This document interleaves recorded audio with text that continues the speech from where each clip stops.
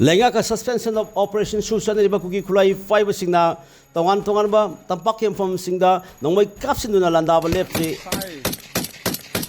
ngasi numidang pung nipan dagi nipan makai fawi menungda lekin tabi Phayeng amasung Singda dang ako from Singda kuki kulai five sing singthak dagi Nongmei kap sarak padagi kunja singasu hanu Nongmei kap na kre hairi Police amasung manak nakpalaiba kunja singdagi mami TV na phongma pawgi matung ngadi ngasi numidang pung nipan romta matamda ahan bu oina Phayeng maning lekai area da kuki kulai five singna Phayeng kul tamna Nongmei kapsila kibine hairi Nongmei kapsila pi thodok udu hek thok khiba kuladu nga le kunja singi mai kai degi su kunja singi mai kai degi su handuna mai kai ani mokda kuthok na ki hairi matam ikan kanadana lekin thabi area su kuki kulai five ni singna ba singna Nongmei kapsila lakpadi mafam adu da su ngak cheleba kunja singa su handu Nongmei kapna ki singi sarok singdagi kuki kulai five singna Nongmei kapsila pi thodok thokpadagi mai kai ani mokda Nongmei kapna ki hairi ba thodok sung adu thokle heba paw phongmadi Imphal West Police Commando amasung tongan ba forcing of mafam adu jangsin bigalo na Houjik mai kai ani mokda khut thoknari haina paw osna makha tari Houjik fawgi oina phangwa pawgi matung ngadi Phayeng area thokhiba khut thoknabi thodok adu matat oina khut thoknari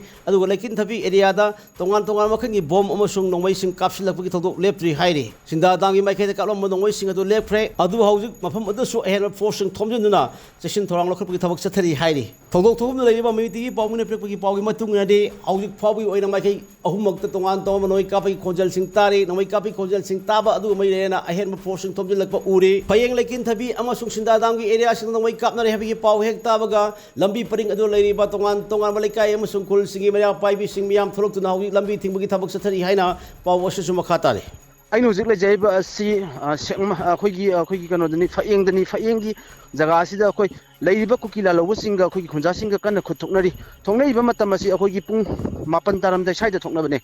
the Houjik Sodum Nongmei Kontari Houjik Toknari Kutkana Aduga Laiba Hogi Kunjasingna Lehuriba Kunjasingi my event sing Adu Lehuriba Hogi Laiba Hogi Mapandangakpa Hogi Volunteer Singna Lambisang Pada check tawduna mayam le hori hujik ju kanna adum khuthoknari sir okay do atopa lekin thabi amasung apo Singda dangi mai kai su Nongmei kapnai ba khol tai hena tai adu anak pada leiba nang kitab leibra oja hujik thoiba jaga asi khoi lekin thabi rom da di thoktre thoiba jaga asi khoi Singda dam amasung hana leiramba moigi bangkar leiramba adugi mathak tagi akhoi kapthar pani sir kapthar pani roki kunja singji kamai film da leibge Houjik oja kunjasing che Houjik moi adum section thorang loksalaga leidi adubu khoigi state force haitare state force commando sing Houjik khoigi kamnai ba jaga sport pham du changaga leigi Loki Houjik mafam da hana mangyong na state natraga central paramilitary force ngak bagi mafam di ubra udabra hana leiyada su ta hai tap leibra ta dabra Houjik state force natana atai central force leiba ujade sir khoigi leiba jaga State Force natana State Force su ngaha kapner matungda lakpane sir ahamba di leiba kunjasinga hana thoknabani sir okay Houjik asopan yaw okay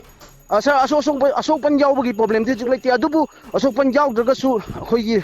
leiba ambulance amadi Houjik ready da leije Houjik bakti asopan yawbagi thokti leije sir okay makha ta polo na bona ke